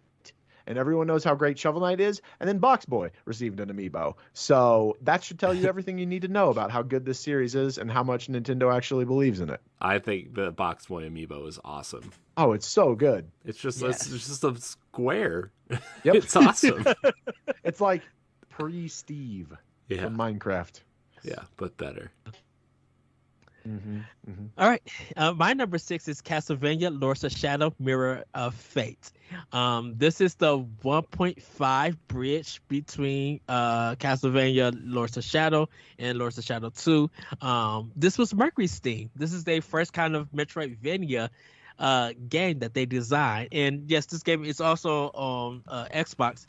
But I remember playing this game on the 3DS and loving every moment. Like, I have missed that old Castlevania feeling being on a Nintendo console or a handheld. So getting to play this game and seeing how Mercury Steam was able to design a Metroidvania and see what it actually led up to with your number 10, Seven Sweet Turns, and everybody Metroid Dread. It's just such a great game that is very challenging. I will say that, very challenging, classic Castlevania, but it's a really great game to play. And I think it came out, it was like $30, but it like quickly dropped down to $20 with ease. Yeah, it wasn't reviewed very well. That was the thing. People didn't like Lord of Shadow. No. I mean, I think that first one was like, a lot of people liked that first one. But then like the 2D game didn't review well, and the second one was just awful. And then retroactively, I think people really didn't like that first one because of the sequels. I still think that first one's pretty cool though. It's like Devil May Cry and God of War, pretty much. But like, which is weird because Hideo Kojima, did Lords of Shadow. That's the weirdest thing. Well, So, all right. Well, Craig, what is your number 5? My number 5 is Shovel Knight. I don't think I have to like really say how great Shovel Knight is, but I'm going to anyway. It is great. It is sad that only Shovel Knight is available on the 3DS, but the whole package is available on Switch. Treasure Trove. Highly recommend it. Spectre Knight is the best campaign. But Shovel Knight overall is very solid. Is awesome. I have my Shovel Knight. All of my Shovel Knight amiibo are up there. It's awesome. I love them all. Yes. Jacob, what is your number 5? My number 5 is Pushmo. We're staying in the indie game category here. Pushmo, kind of like, exactly what Corey said. If there's any game that is a inexpensive game for you to pick up. Really shows off the capabilities of the 3DS and is also just really fun to play and just like you just zone out and solve puzzles. Pushmo is it, man. It's an incredibly cute little story. I can't sing its praises enough. I fell in love with it and ended up getting Stretch Mo and Crash Mo as well. And I cannot wait for it to come to the Switch. It will inevitably come. I feel like it will. All right. My number. Mo. I can see that big name. I'm ready for that. And it's all based around switches to pull the blocks out. Yep.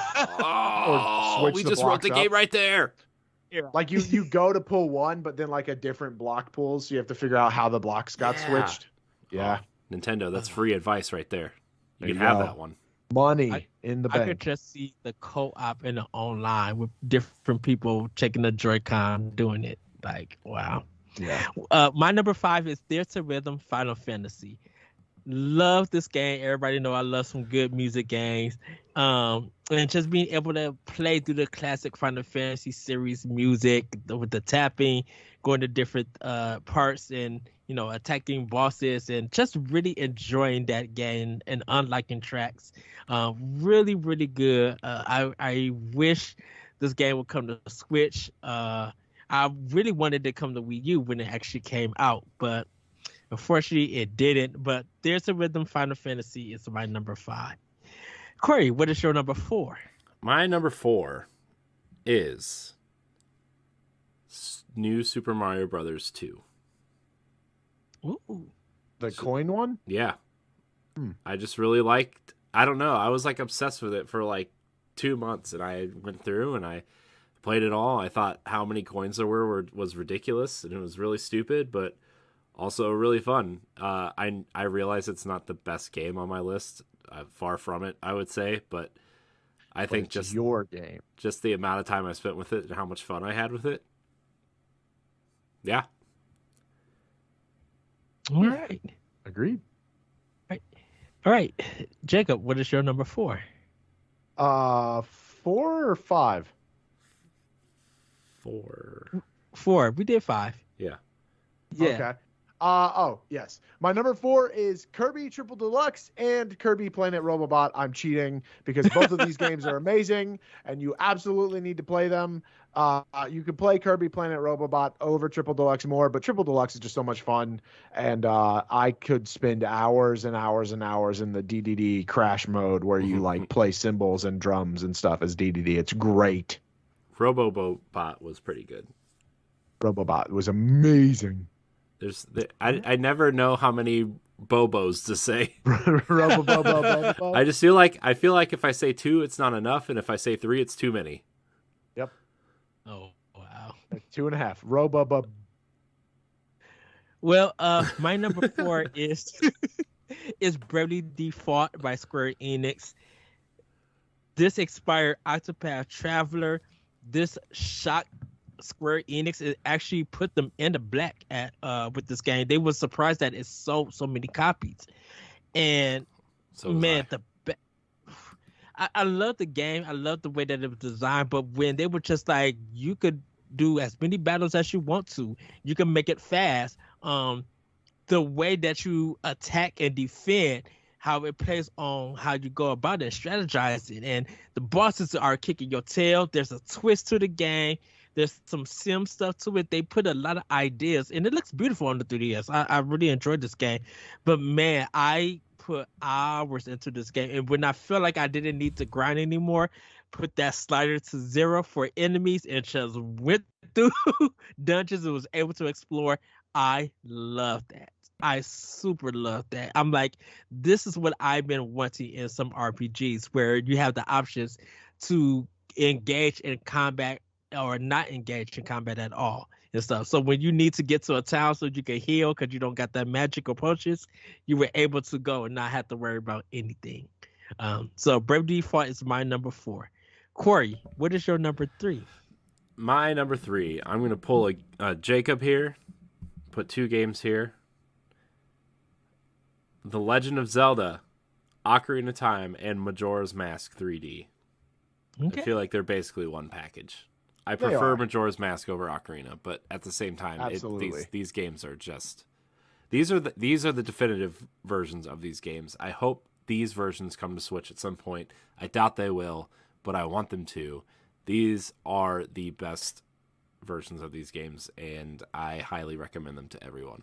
Everybody knows Ocarina of Time and Majora's Mask. This is the best way. Yep. Okay. Jacob, what is your number 3?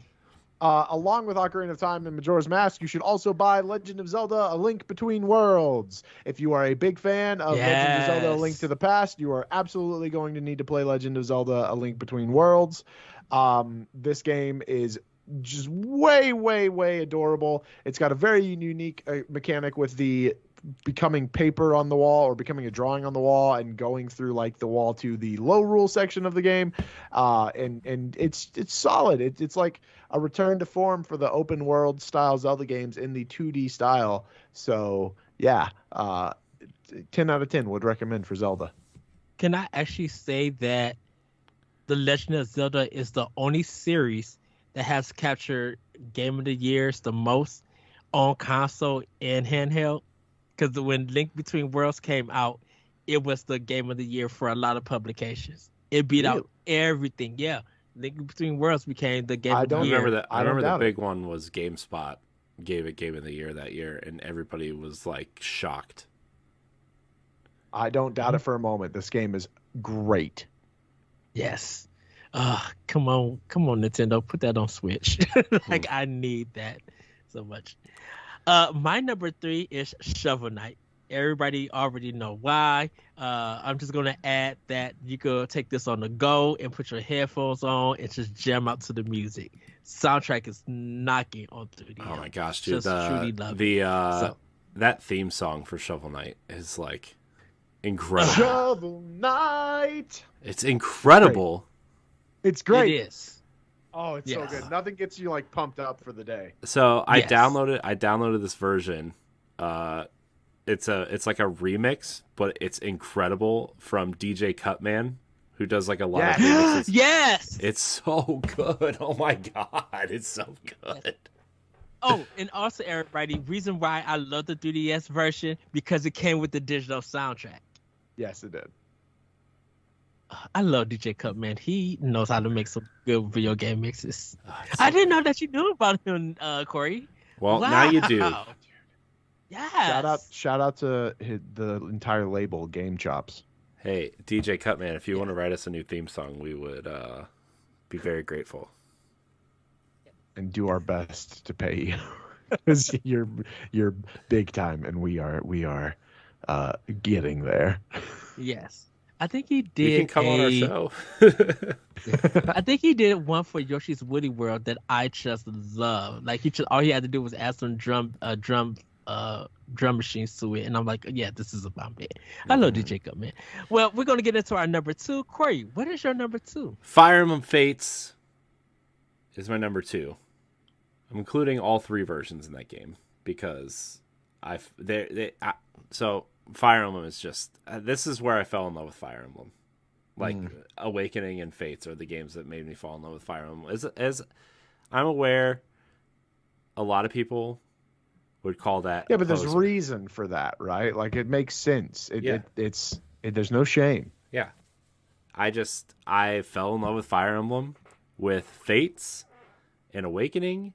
In Fates, I love the characters. I love the choices. I love if you own all 3 versions that like whatever you can say that Nintendo like was really begging for your money, but at the same time it was like if you have all 3 versions, it made the choices feel like they mattered, and it made everything just that much better. I think Fire Emblem Fates is probably it's gosh so good. Fire Emblem Fates so good. Yes.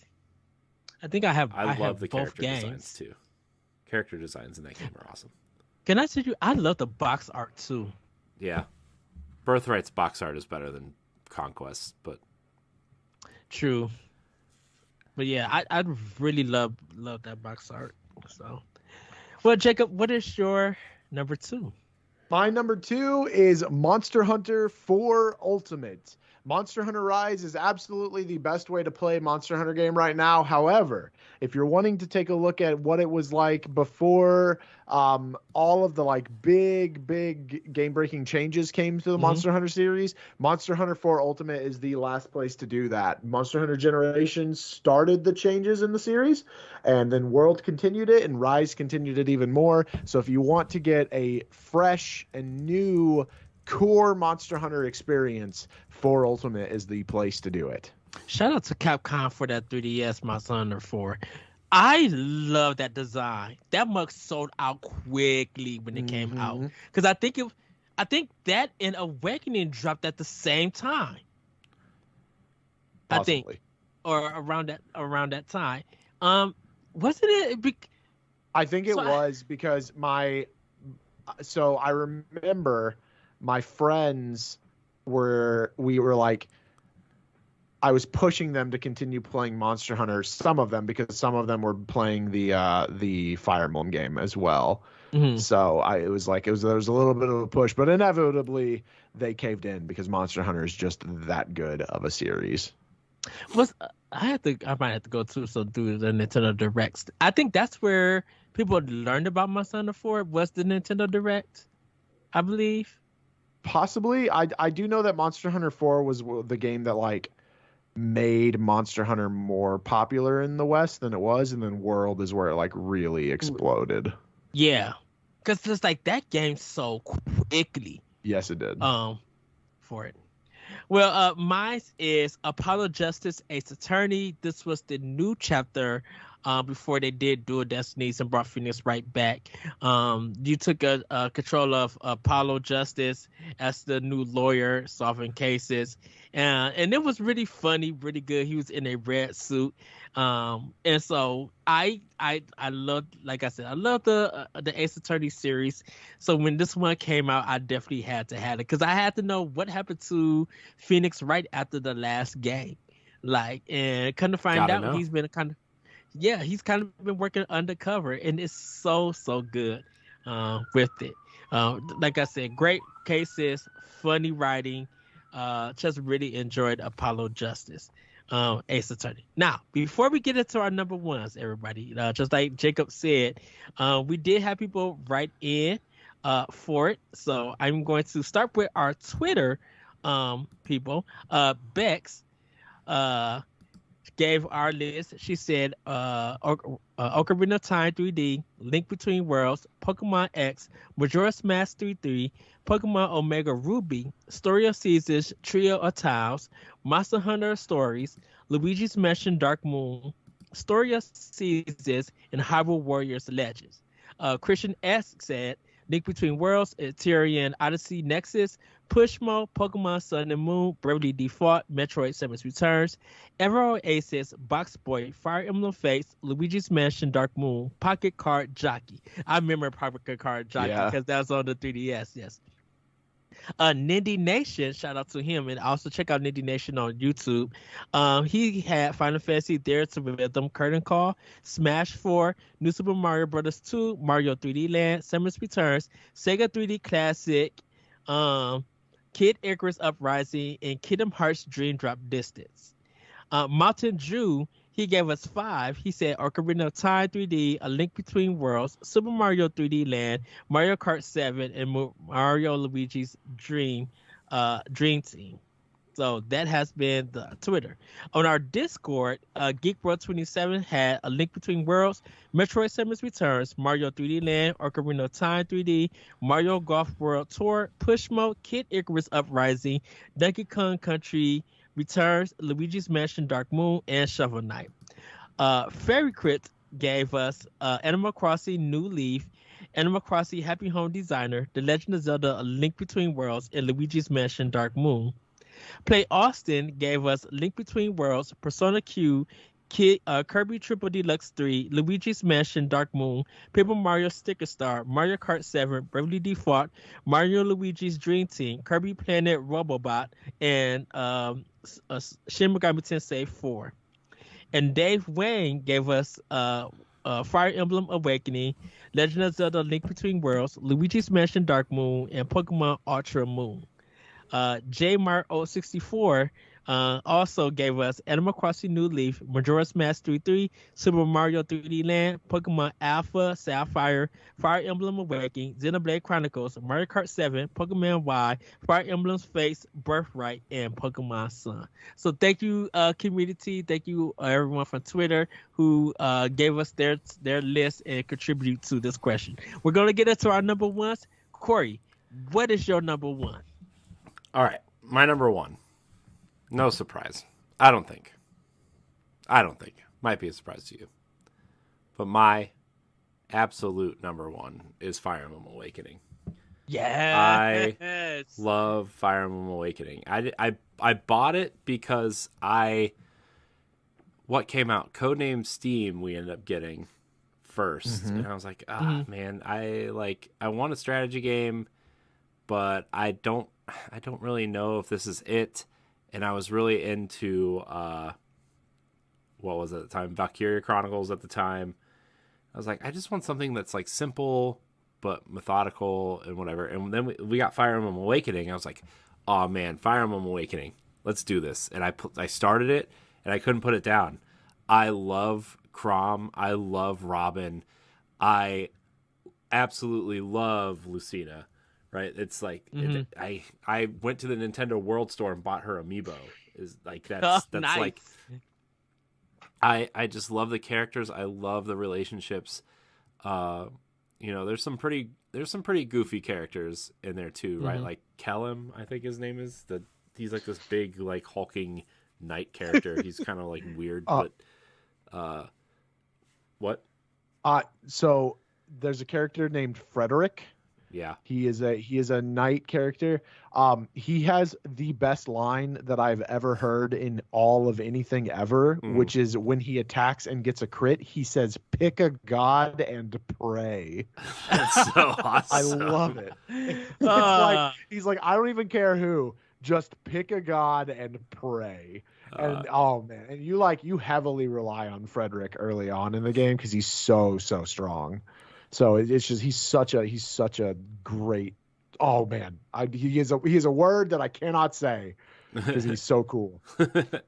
Aaron in the chat says Lucina is Corey's waifu, and I will neither confirm nor deny. I will also confirm that Lucina is my waifu. Yeah. So, anyways, yeah, I think the characters are great, and I just would, if you're gonna play a Fire Emblem game that's not Three Houses, like this is the one you start with. I think that this game is awesome. I have gone back to like Shadow Dragon, and I tried to play the Game Boy Advance one. I think it's just called Fire Emblem, but it's not like the first Fire Emblem that I'm aware of. I think it's like the third one technically, but yeah, I think so. I think it's Fire Emblem and the Sacred Stones on the Game Boy Advance. Yeah, I think. Yeah. So, I just think the 3DS is where you start, and Awakening is so good. The story, that story and the characters, man, I just truly love. Yeah. A good choice, Corey, man. Nah, dang it, I really want to revisit Awakening. It's kind of like the perfect Fire Emblem game. Like it's a 10/10, top tier. Yeah. Oh yeah. I mean, Three Houses is wonderful, but yes, Awakening. Yes. Awakening was a lot of people's Fire Emblem Awakening. Ooh, look at you. Yeah. Well, Jacob, what is your number one? Let me tell you. Okay, before I get into this, I have to give an honorable mention of my own to Street Pass and all of its features. Yes. Because the Street Pass thing, if there was any one thing that I could bring to the Switch, it would be Street Pass. I love it. I love all of the mini games. I bought every single one of them. I collected all the hats. I love that feature so much. I would spend days off just driving around to all of the spot passes and gathering up amiibos, or not amiibos, Miis. Gathering up Miis. I absolutely love Street Pass. It needs to come back. I really, really miss it. and I want it in my life again. I'm gonna be very sad when it's like all said and done and it's just gone forever. But like, man, nothing cheered me up from a bad day than pulling out my 3DS and seeing that little green light that you like street pass people. Love it. I used to carry that toys all the time. Yeah, dude, it is so good. But that's an honorable mention because my number one, let me tell you about a little game called Fantasy Life. Oh my gosh. Fantasy Life this was a game that I picked up on a whim because I was like, you know what? This is cute. This looks like it could be fun. 600 hours later, oh my gosh. I had maxed out 2 of the classes that you can be. I love this game. It's from, I think, level 5. If you like Harvest Moon, if you like Stardew Valley, if you like Rune Factory, if you like Story of Seasons, if you like Animal Crossing, if you like Diablo, if you like Monster Hunter, if you like Legend of Zelda, you need to play Fantasy Life. It is so good. It's got multiplayer functionality. Oh my god. It's if you like video games, as Aaron says in the chat, you need to play Fantasy Life. You will be doing yourself a favor, and it is so cute that you just can't help but smile. All right. Yes, I have Fantasy Life. Really enjoyed that game. Mm-hmm. So my number one, no one is going to expect this game. People probably never heard of it, but I'm going to let you know. It's called Project X Zone. And it's a crossover tactical role-playing game for the Nintendo 3DS developed by Monolith Soft with assistance from Capcom and Red Entertainment and published by Namco Bandai. The game is a follow-up to the 2005 video game Namco by Namco Cross Capcom. It features characters from Namco Bandai, Capcom, and Sega. The game was released on October 11, 2012 in Japan and June 25, 2013 in North America. The game received, kind of mixed stories, but it's a strategy game where you pick these different characters and you battle these bosses, taking turns and stuff. So you can have like some of Bandai Namco's like Pac-Man, and you would team them up with Phoenix Wright and Sonic the Hedgehog, and y'all would go at it. And and it's just like they will always change up the story. But because you had Bandai also, you got Bandai's anime characters into the game too. Those anime characters with Mega Man and some other people, like, it was so good. It's so funny. The writing is, and they always switch it up for different levels. And it's a tactical RPG, so it's really fun. You guys can check out the video if you want to see more of it. But Project X Zone is my number one. Guys, wow, that was a great list. There's some good games on that list. Yes, there are. Yes. Yeah. I almost put Mario Kart 7 on my list, but the fact I always forget that Mario Kart 7 exists. I know, I do too, but I think it's because Mario Kart DS is so much better. Mario Kart DS, by the way, that game, that's a great Mario Kart game. Yes, it is. Yeah. I would have put Smash if I was including straight Nintendo games, because I played Smash 3DS, Wii U on 3DS, and when it came to playing Smash on Wii U, I will always connect my 3DS to play the game as a controller. You're strange. That's okay. That is very strange, actually. I only did that one time, and it was because we realized we didn't have a controller that would work. Oh wow! I was so used to. So my Pro Controller I was using it for Wii U, but that was more for like Bayonetta and Xenoblade Chronicles X and Super Mario 3D Land. 3D World. But something with Smash, I think because I played so much of the handheld version before the Wii U version dropped, I just got so used to it, and fighting with Samus is my main.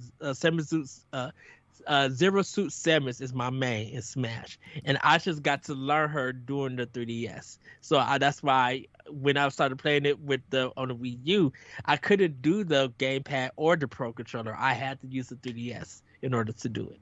That's fair. So, but everybody, we're gonna get into playing with power. Corey, what have you been playing with power? Well, I have been playing Xenoblade Chronicles Definitive Edition. Yes. I was started playing 2, and I was like, you know what? I'm just gonna play 1 first. I know that there's like that epilogue that connects the 2 games, but I just want to play 1 first because I want to play the 3 games that are out before 3. I just want to play them. So I've been playing that. I'm about 3 hours in. It is a beautiful game. I forgot, like, because I haven't really played it since the Wii, you know? And so, like, I kind of forgot a lot about it, except for, like, I knew that, like, Fiora was kind of like this charming little, you know, girl who's, like, trying to take care of everybody. And I know that Shulk is, like, a scrapper, right? But, like, I just kind of forgot about everything, you know? And so just kind of revisiting the world and the characters and stuff has been really fun. And I think I'm playing on casual mode because I'm not going to sit there and learn the battle system. Okay. I'm a casual. I don't care. You can make fun of me all you want. But I love the characters so far. I love where the story's at, and I'm excited to play more. I'm also still dabbling in Samus Returns. I'll play for like a half hour and not die and feel really good about myself, and then I'll turn it off. Oh, you mean Metroid Dread? That's what I said. What did I say? Samus Returns. Oh, that's fair. I meant Metroid Dread. Sorry, guys. Yeah. Metroid Dread. Yes. But Jacob.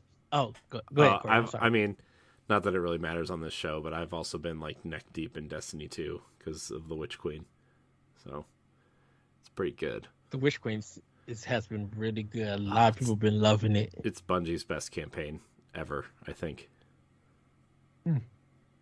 Yes. Oh, thank you for that video that you told me to check out for the Bife. Witch Queen. Yeah, my name is Bife. Yeah. All your Destiny content you'll ever need to know the story, it's right there. There's like 3,000 hours of video there. So, I watched the whole thing, and I was just like, who? She was something. Yeah. She was cunning. Yeah. Well, yeah, she's the goddess of deception. So, yeah. If you are a Destiny fan, I highly recommend watching My Name is Bife's Dynasty fan-made lore video. It's all animated by him and his team, all handcrafted assets. It's a great video. Highly recommended. And I love his voice, his narration voice. I'm like, oh yeah, this is great good. British speaking voice. Yes. Indeed. Jacob, what have you been playing with power? Yeah, so I returned to Pokemon Unite this week to try out Hoopa, and I picked up Aegislash. I'm working on getting through all of the ranked season for this season. I've been slowly but surely working on completing 100% of Pokemon Legends Arceus. So in order to do that, I have to max out the Pokedex entries, which means for me, I've been doing 1 entry a day so as to not burn myself out too much. I finished Witchwood this week. Witchwood, once again, thank you to Whitethorn Games for providing a code for me. I would absolutely recommend this game to anyone who's looking for just like a chill gathering style game where you solve puzzles with the items you gather. It's a very cute fantasy story and features a lot of like fairy tale aspects. But it's super, super chill. Like so much so that when you're in combat, which there's barely any combat at all, and you don't have to be in any combat. But when you get hit, you have 3 heart points. But when you get hit, you get launched like a meter away. So they can't hit you again right away. So you can like recover and chill and go like run away. It's very, very, very easy. And just very sweet and fun. With a lot of good laughs. The witch is very sassy. And then this week, I'm going to be starting, because the Otter Kingdom requested it in our poll. The next game that we're going to be playing on my stream is Yoshi's Crafted World. Yes! Yeah. So, Yes! so I'm gonna be starting that tomorrow. I picked that game up when it first came out, played like 3 levels, and then never played it again for some reason. I don't know why. You had to play that game. Shout out to Corey. Shout out to you, Corey. Thank you for helping me with the review. For it. This is our first the review like 4 years ago. Yes, but it was a effort. Like we both combined the effort to do it, and you hooked it up. Yeah, I'm very excited to get into it. 2022 is my year of beating every single game in my backlog, so that I go into 2023 totally fresh. So this is the start of, well, this is like the middle of that. I'm working on it. So yeah, very excited to play Yoshi's Crafted World. There's one particular level I cannot wait till you get to, and you stream it and everybody sees it. People who know me know what I'm talking about, but and I don't want to spoil it for you because it's just a little bit later on in the game, but you're going to be like, this is so well designed and it's going to make you laugh. It's outright going to make you may pause and end up laughing on stream about it. So I would say that. I'm excited. Yes, I love Yoshi's Crafted World so good. Well, is that everything, Jacob? That's everything for me, Ed. Okay, so I started up Voice of Cards to Forsaken Maiden.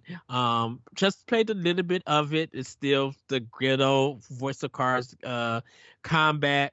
I can't wait to get to more into the game. The narration is different. It's a different narrator from the first game.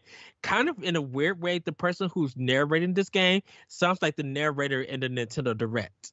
I'm like, is this the same person? I'm like, wow, and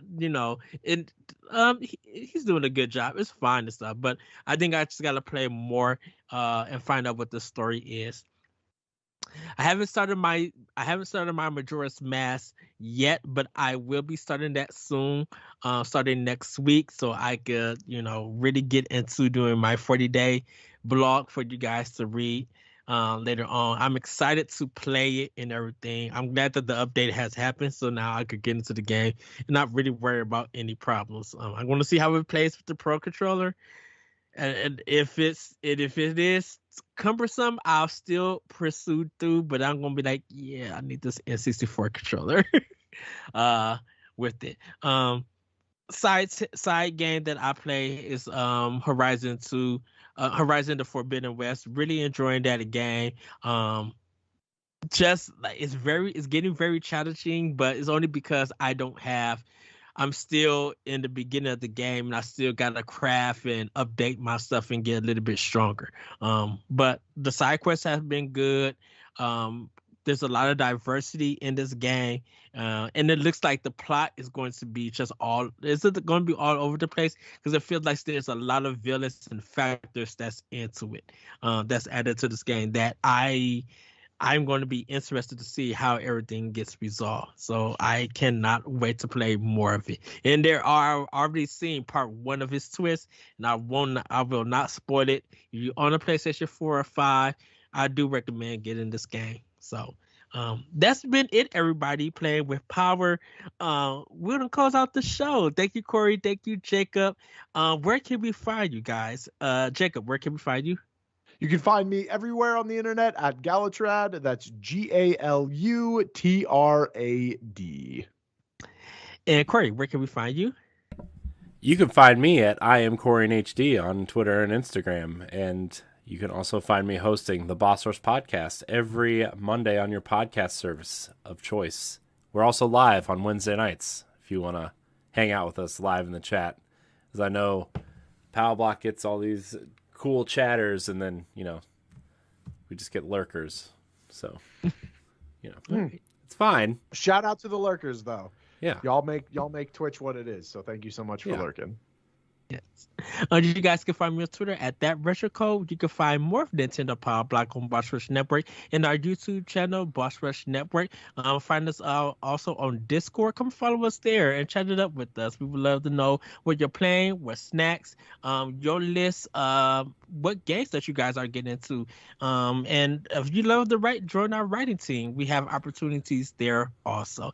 And if you want to join us on Patreon, Corey, where can they find us at on Patreon? You can go to patreon.com/Boss Rush Network, and just for $1, you get After Dark 2 weeks early, you get Standard Definition 2 weeks early, and you get the Boss Rush podcast 3 days early for just $1. Yes, and there's other tiers to it, guys. There are. Also, yes. And also check out our merchandise that you guys could proclaim if you want to support Boss Rush also in that way. Got some new stuff for Arsenal X, Crossroads, Nintendo Pow Block, and other podcasts. You will very shortly see Elite Block Agents shirts. You will very soon see Pow Block 300 shirts popping up. So, very excited. Yes. And I think I just said you can find me on Twitter at that retro code. Yes. Hopefully I did say that. If not, you can find me there. But everybody, have a great week. Have a great weekend. And we will see you next time on Nintendo Pow Block. Also, check us out on our Twitter page so you can enter into the contest. But everybody, we'll see you later on Nintendo Pow Block. Bye. Woo-hoo! Bye.